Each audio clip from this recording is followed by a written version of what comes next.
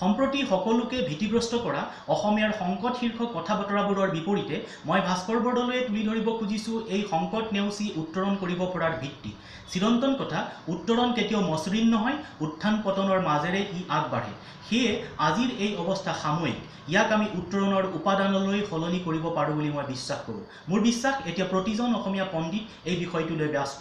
দৰকাৰী কথাটো হ'ল খদন্দম নকৰি আমি মননশীল অধ্যয়ন কৰা দৰকাৰ। বিশ্বৰ দুটা নৱতম অধ্যয়ন, সাইকোলজিক্যাল ব্লাইণ্ডনেছ বা মনস্তাত্ত্বিক অন্ধত্ব আৰু মাইগ্ৰেশ্যন, ডিফৰ্মেশ্যন এণ্ড ফৰ্মেশ্যন বা প্ৰব্ৰজন, ভাঙোন আৰু গঠনক আমি সাৰথি কৰিব পাৰোঁ। প্ৰথম অধ্যয়নটোৱে কয় অতীতত আমি কিবা ভুল কৰিছিলোঁ, বৰ্তমানেও কিবা ভুল কৰি আছোঁ, যাক আমি মনস্তাত্ত্বিক অন্ধত্বৰ কাৰণে দেখা পোৱা নাই। দ্বিতীয় অধ্যয়নটোৱে কয় অসমীয়া জাতি গঠন প্ৰক্ৰিয়া আৰু সংজ্ঞাটোৰ বাবে এতিয়াও দৰকাৰী অধ্যয়ন কৰিবলৈ বাকী আছে। মনস্তাত্ত্বিক অধ্যয়ন অনুধাৱন কৰি প্ৰথমেই মুক্ত হওক সম্বন্ধৰ অন্ধত্বৰ পৰা।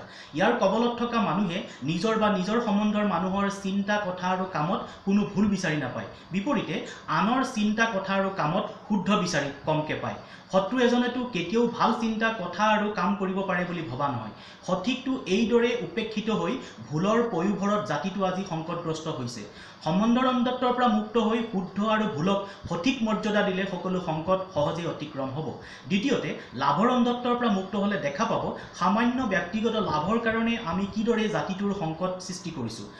ই আমাক এহাতেদি ক্ষতিকৰ কামৰ পৰা বিৰত কৰিব, আনহাতেদি ক্ষতিকৰ কামৰ প্ৰতিও সতৰ্ক কৰি ৰাখিব। তৃতীয়তে বিশ্বাসৰ অন্ধত্বৰ পৰা মুক্ত হ'লে আমি দেখা পাম পৰম্পৰাগত চিন্তা, কথা আৰু কামৰ অনুশীলনত থকা ভুলবোৰ, যাৰ আঘাতৰ কাৰণে বহুজনে আমাৰ লগত সম্বন্ধ ছিঙি পেলাইছে। সেয়ে মনস্তাত্ত্বিক অন্ধত্বৰ পৰা মুক্ত হ'লে গঢ় ল'ব পাৰে পুনঃ মিলনৰ পথ। মুঠতে সাইকোলজিক্যাল ব্লাইণ্ডনেছ বা মনস্তাত্ত্বিক অন্ধত্ব বুজি উঠাৰ পাছত জাতি, বৰ্ণ, ভাষা, ধৰ্ম নিৰ্বিশেষে অসমৰ প্ৰতিজন মানুহৰ মাজত আত্মিক বন্ধন গঢ় ল'ব পাৰে। সংকটেও যে উত্তৰণৰ সবল ভিত্তি দিয়ে, তাক মনস্তাত্ত্বিক অন্ধত্বৰ পৰা মুক্ত হ'লে অনায়াসে বুজিব পাৰি। অলপ মননশীল অধ্যয়ন কৰি প্ৰতিজন মানুহেই মনস্তাত্ত্বিক অন্ধত্বৰ পৰা মুক্ত হ'ব পাৰে। লগে লগে চিন্তা, কথা আৰু কামবোৰ হৈ পৰিব সুনিয়ন্ত্ৰিত।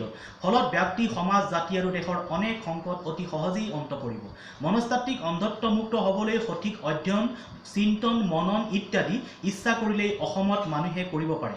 ছ'চিয়েল মিডিয়াত ইয়াৰ প্ৰসাৰ কৰি দেশ নেতাৰ পৰা সাধাৰণ মানুহলৈকে ঐক্যবদ্ধ হৈ আমি শক্তিশালী অসম গঢ়িব পাৰোঁ। আহক আমি এই দিশৰ দৰকাৰী অধ্যয়ন আৰু সজাগতা গঢ় দিওঁ। জয় আই অসম।